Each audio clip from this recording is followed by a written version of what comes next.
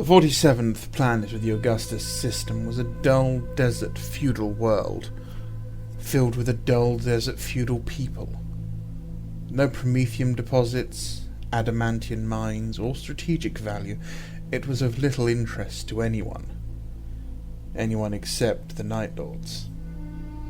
Disinterested with the wider heresy, Alyosha Aluncust and his 84th Claw saw Planet 47, with its extremely lengthy night cycle, as a perfect place to wait out the conflict. And it was, until the Loyalists showed up.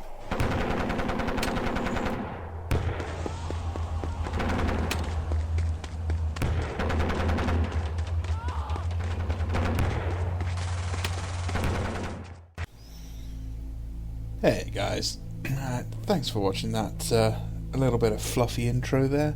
I hope it wasn't too cringe. So yeah, I have just finished my first part of my Night Lords army, and I'm very happy with them. They are mostly made out of the Chaos Chosen kit, with parts from half a dozen other kits. There's also several members in there who are made from the normal Mark 6 parts, and yeah, I've thrown bits in on them. I've added spikes, pouches, anything I can to make them look a bit more interesting than standard Mark 6. So let's have a look at them. First up we have here is the Centurion leading the force. This is Alyosha Alkonost.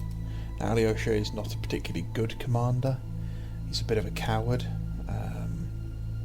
and he has no interest in fighting in the heresy. He's quite happy to let that go ahead, and you know, he'll come in right at the end and just, you know, deal with whoever's left over. He was fully aware that they were about to be, you know, censured for being renegades before the heresy kicked off, and he's got no interest in sticking around to see what happens. So he's mostly made from the Chosen kit. That's where his axe is from, his plasma pistol, his arms and his body. His head, however, is just the standard Mark IV head. I don't have any fancy nice Night Lord heads yet.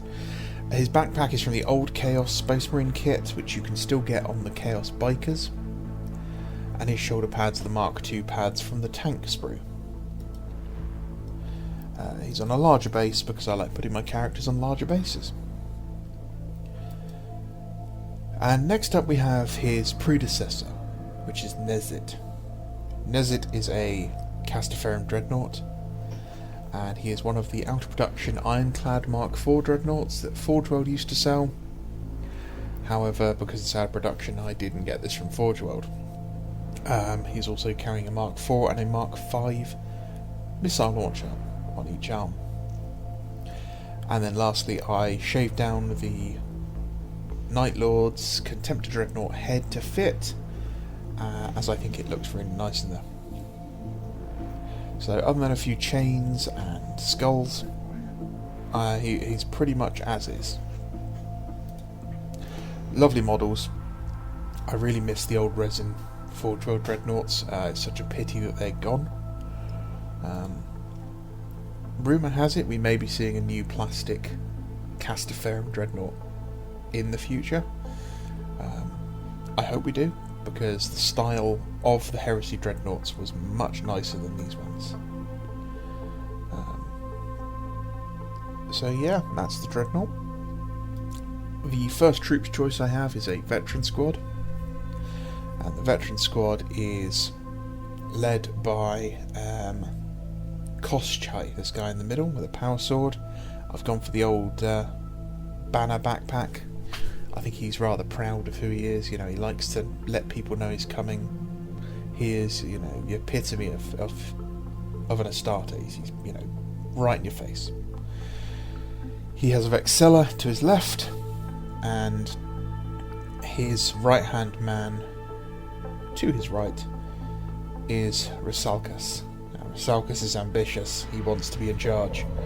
He's just waiting to get his you know, just waiting to get his hands on a command position.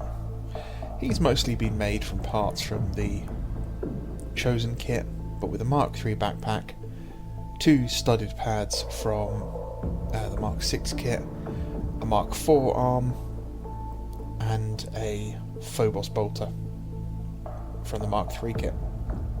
I do love these bolters. I don't like the look of the new ones for the new plastic kit, so I'm going to make sure I pick up a lot of these before it goes.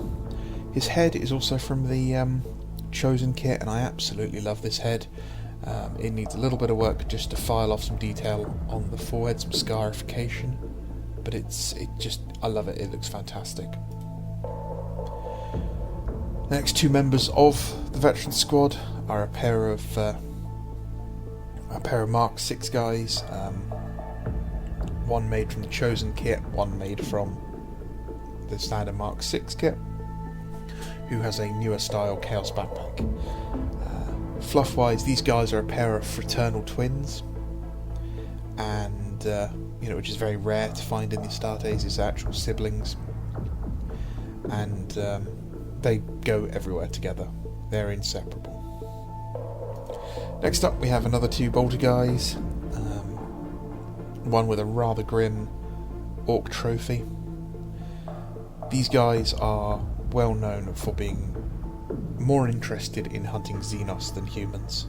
The 84th have a bit of reputation that they'll completely disengage with whatever target they're engaging to chase after Xenos if they want to get a hold of bits, which has made them have a reputation for being unreliable. This guy was actually an older model, the guy on the left, from the 7th edition starter set, I believe, with several bits chopped off of him and then changed around. The other guy is from the Chosen set, with again Mark II pad and studded pads. If you haven't told yet or figured it out, I love the studded shoulder pads. And the last 3 members are our 2 melter guns and a Mark II guy with parts from the Chosen kit. These 2 heads are also from the Chosen kit. I'm not a fan of them, to be honest. They need a little work, and I don't know. I'm not a big fan of them. But they work. They're okay. I just think they're not great sculpts. Went for a slightly different colour on the muzzle blast for the melter. Much to a certain Swede's chagrin, who doesn't think melter gun should have a muzzle flash at all. I don't think Sweden should exist, but each to their own. I'm only kidding. Or am I? And then we've got a nice turntable of everyone. And some group shots. So I shall leave it at that. And I'll let this play out with just, with the music for a couple of minutes or so. And you can just take a look at those. Right. Thanks a lot, guys. My name's Bando. This is Brexit Bando. Have a great day. Bye.